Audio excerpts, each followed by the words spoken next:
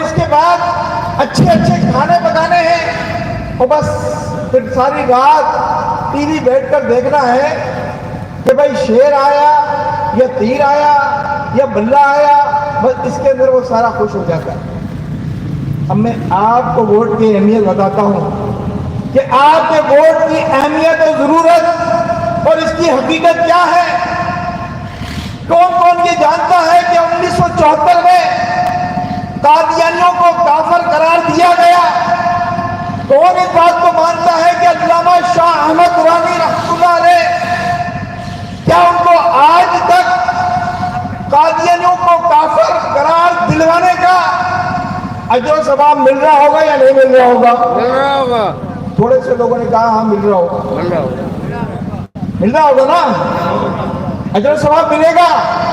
اور اگر قیامت آتی ہے 10,000 سال کے بعد، 1,000 سال کے بعد، 100 سال کے بعد، تو آپ کا یہ عقیدہ ہے کہ قیامت تک یہ ثواب ملے گا؟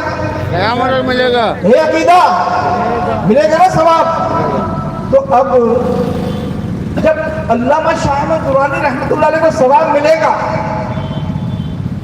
ہمارا ووٹر میلاد منانے والا وہ یہ کہتا ہے کہ یار میں ووٹ ڈال کے کروں گا کیا، ہم جیتیں گے تھوڑی، ہم تو ہار جائیں گے۔ ایسے کہتے کہتے ہزاروں لوگ ووٹ ہی نہیں ڈالتے، مطلب 30,000 لوگ ووٹ ڈالتے ہیں اور 70,000 ڈالتے ہی نہیں۔ اب میں یہ پوچھنا چاہتا ہوں کہ علامہ شاہ احمد درانی رحمۃ اللہ علیہ کس طرح اسمبلیوں میں پہنچے؟ کیا کوئی ان کو چھوڑ کر آیا تھا؟ نہیں، یہ انہوں نے الیکشن لڑا تھا؟ الیکشن لڑا تھا، آواز کے ساتھ بتائیں۔ الیکشن لڑا تھا۔ ایسے ہی چھوڑ کر آگے تھے لوگ کہ بھائی جاؤ اسمبلی میں بیٹھ جاؤ؟ نہیں، جیت کے گئے یہ تھے، الیکشن لڑا تھا؟ الیکشن لڑا کتنے تھا۔ لوگ کہتے ہیں کہ الیکشن لڑا تھا؟ سارے لوگ کہتے ہیں الیکشن لڑا تھا۔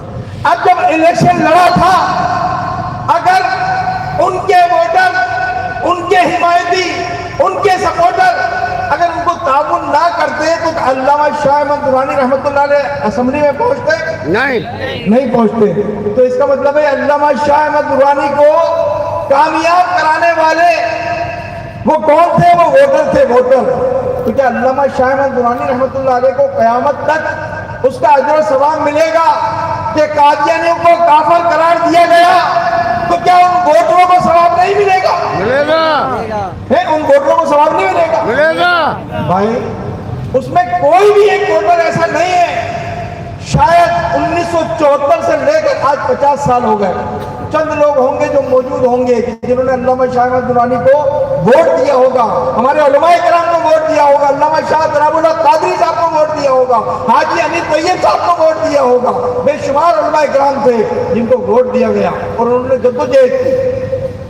تو ان ووٹ ڈالنے والوں کو جو دنیا میں موجود ہے وہ بھی، اور جو دنیا سے رخصت ہو گئے وہ بھی، کیا ان کو اجر و ثواب مل رہا ہوگا یا نہیں مل رہا ہوگا؟ ملے گا، ملے گا۔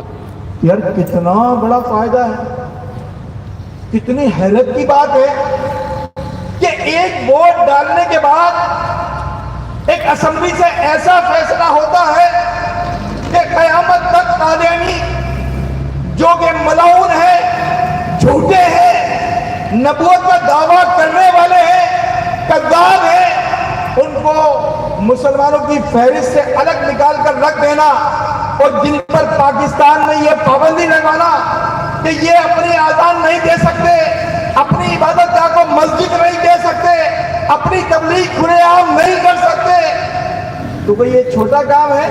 بڑا کام ہے، بڑا کام ہے۔